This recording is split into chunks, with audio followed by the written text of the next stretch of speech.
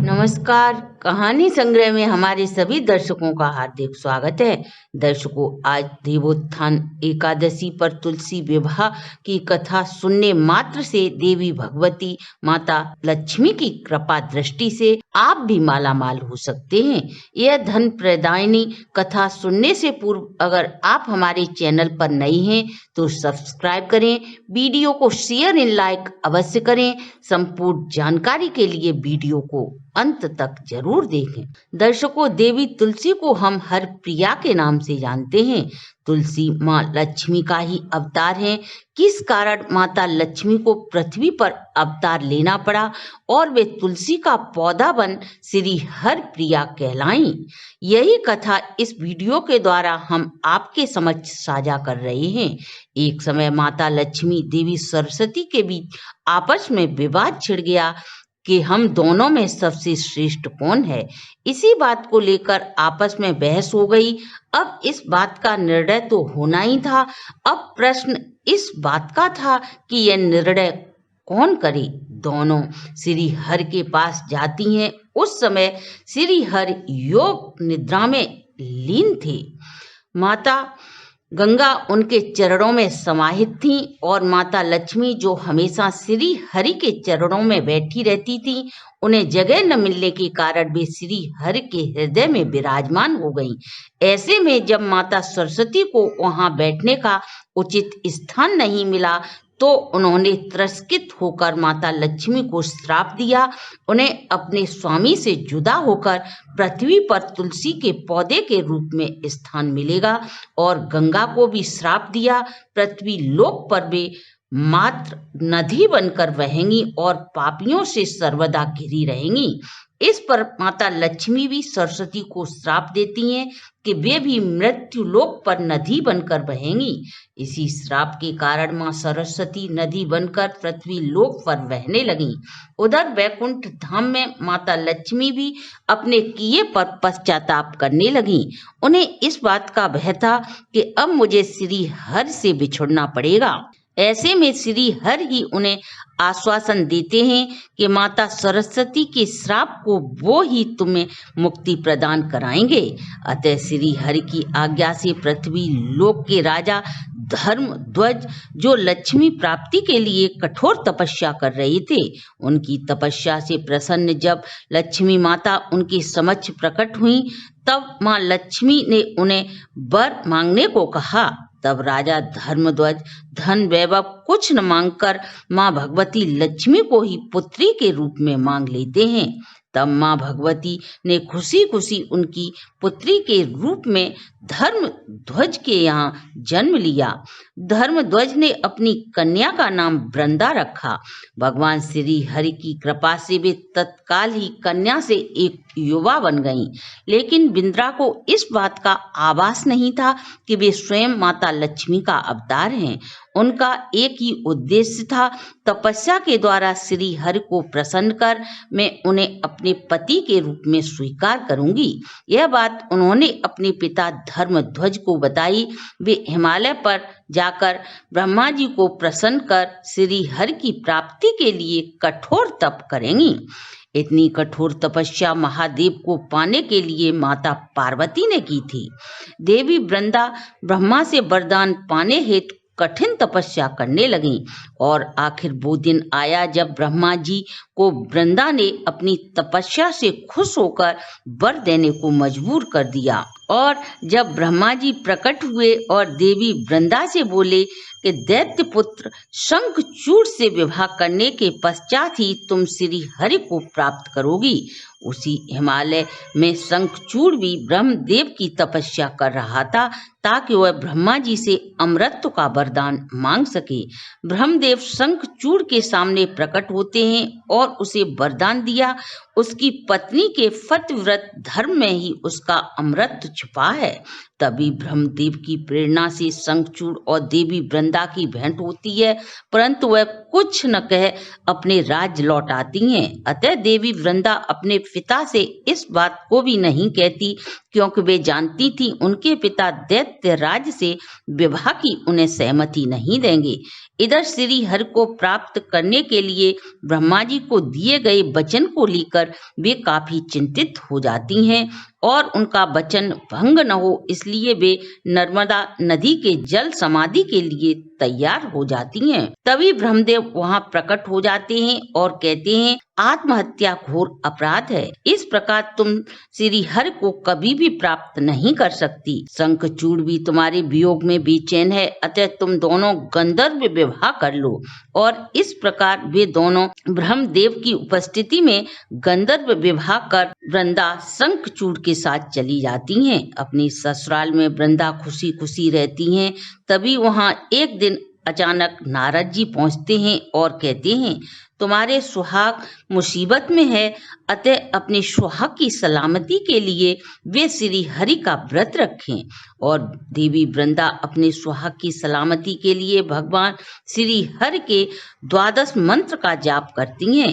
शंखचूड़ भी श्री हरि के अंश अवतार थे, इसलिए उनमें दैवीय गुण थे और दैत्य कुल में जन्म लेने के कारण उनमें अहंकार आदि दैत्य गुण थे। वे परम शक्तिशाली थे। उन्होंने युद्ध में देवराज इंद्र को भी परास्त कर दिया था। इंद्र ने देवी वृंदा के विरुद्ध चाल चली। वे वरुण देव से बोले कि शंखचूड़ से युद्ध कर उन्हें घायल करें। तब वृंदा के पति व्रत धर्म से कोई भी शंखचूड़ का बालबांका न कर सका।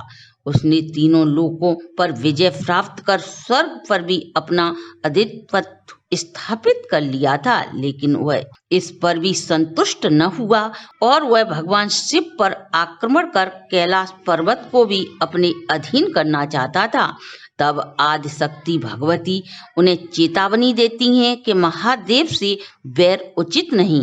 वह अत्यधिक अहंकार में चूर था। वह महादेव से ही युद्ध करने लगा।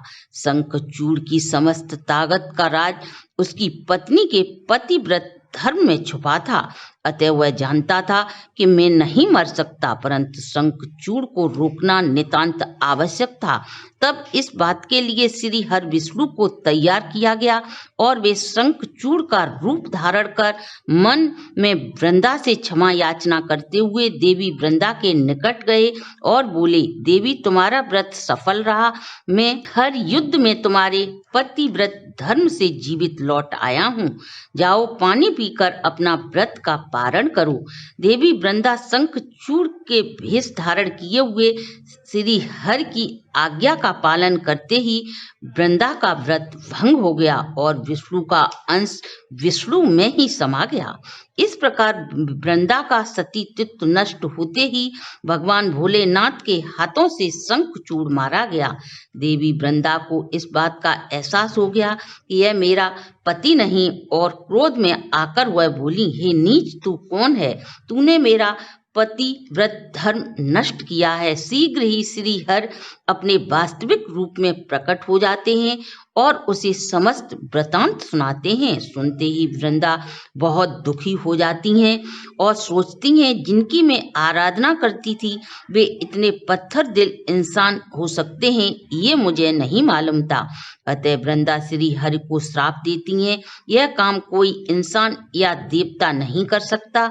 ऐसा नीच काम तो कोई पत्थर वेशधारी इंसान ही कर सकता है, अतः तुम पत्थर हो जाओ। यह श्राप भी भगवान श्री हरि ने वरदान में बदल दिया। समस्त देवता शिव व ब्रह्मा जी की उपस्थिति में वहां आते हैं और उन्हें पूर्व जन्म का वृतांत सुनाते हैं, जिसके लिए तुमने कठोर तप किया था, अब वो समय आ गया है। और वृंदा को वरदान देते हैं, हे देवी, तुम तुलसी का पौधा बन सदा श्री हरि के हृदय में निवास करोगी। देवी वृंदा के द्वारा दिए गए श्राप के कारण भगवान श्री हरि का एक अंश शालिग्राम शिला बना। जैसे ही वृंदा का भगवान के पाषाण स्वरूप से मिलन हुआ, वे तुलसी का पौधा बन गईं। ये थी तुलसी और भगवान श्री हरि के पाषाण स्वरूप की कथा। कार्तिक देवोत्थान एकादशी को इस कथा को भी आप अवश्य पढ़ें, इससे पुण्य की प्राप्ति होती है। कार्तिक मास में सभी स्त्रियां नित्य तुलसी को सींचने जाती थीं। सब सींच कर लौट आती। एक बूढ़ी माई आती और कहती, हे तुलसी माता, रात की दाता, माता, मैं बिरला तेरा सींचूं, तू कर मेरा निस्तारा तुलसी माता। अड़ुआ दे लड़ुआ दे, पीतांबर की धोती दे, मीठा मीठा ग्रास दे, बैकुंठ में बास दे, चटाके की चाल दे, पटाके की मौत दे, चंदन की काठ दे, झालर की झनकार दे, साईं का राज दे, दाल भात का जीवन दे, ग्यारस की मौत दे, श्री कृष्ण का कंधा दे। यह बात सुनकर तुलसी माता दिन प्रतिदिन सूखने लगी। तब भगवान श्री कृष्ण ने पूछा, हे तुलसी, तुम क्यों दिन प्रतिदिन मुरझा रही हो? तुम्हारी हर रोज पूजा कर मीठा भोग लगाया जाता है, फिर भी इतनी उदासी क्यों? तब देवी तुलसी ने बताया, एक बूढ़ी माई आती है और पूजा कर इस प्रकार कहती है, मैं हर बात पूरी कर सकती हूँ, लेकिन आपका कंधा कहाँ से दे सकती हूँ? तब भगवान श्री कृष्ण बोले, बस इतनी सी बात, मैं बूढ़ी माई को कंधा दूंगा। कुछ ही समय पश्चात बूढ़ी माई का देहांत हो गया और खुशी खुशी गांव वाले एकत्रित होकर बूढ़ी माई को ले जाने लगे, पर वे सभी गांव वालों के प्रयास करने पर भी कोई उन्हें उठा न सका। तब गांव वाले बोले, इतनी पूजा पाठ करती थी और दिन रात हर नाम की माला फेरती थी, इसके पाप कम हो सकें और मुक्ति प्राप्त हो, लेकिन ये इतनी भारी कैसे हो गई? तभी बूढ़े ब्राह्मण के वेश धारण कर भगवान श्री कृष्ण वहां आए और पूछा, भाइयों, ये भीड़ कैसी लगी है? तब वहां एकत्रित लोग बोले, एक बुढ़िया मर गई है, पापों के कारण इतनी भारी हो गई है कि किसी से उठती नहीं। तभी ब्राह्मण वेशधारी श्री कृष्ण भगवान बूढ़ी माई के पास जाते हैं और उसके कान में कहते हैं, हे बूढ़ी माई, मन की निकाल ले, अड़ुआ ले लड़ुआ ले, पीतांबर की धोती ले, मीठा मीठा ग्रास ले, बैकुंठ का बास ले, चटाके की चाल ले, चंदन की काट ले, झालर की झनकार ले, दाल भात का जीवन ले और कृष्ण का कंधे। इतना कहते ही बुढ़िया बिल्कुल हल्की हो गई। भगवान श्री कृष्ण उसे कंधे पर उठाकर ले गए और बुढ़िया को मिला वैकुंठ धाम। हे तुलसी माता, बुढ़िया की बात का जैसे मान रखा, वैसे ही सभी की बात का मान रखिए। बोलिए सभी भक्त देवी तुलसी मैया की जय। दर्शकों, इस कहानी को पढ़ने के बाद और सुनने के बाद आरती अवश्य करें और प्रसाद ग्रहण करें। ये थी हमारी आज की प्रस्तुति। अगर आपको हमारी वीडियो अच्छी लगी हो तो आप हमारे चैनल को लाइक, सब्सक्राइब और शेयर करें।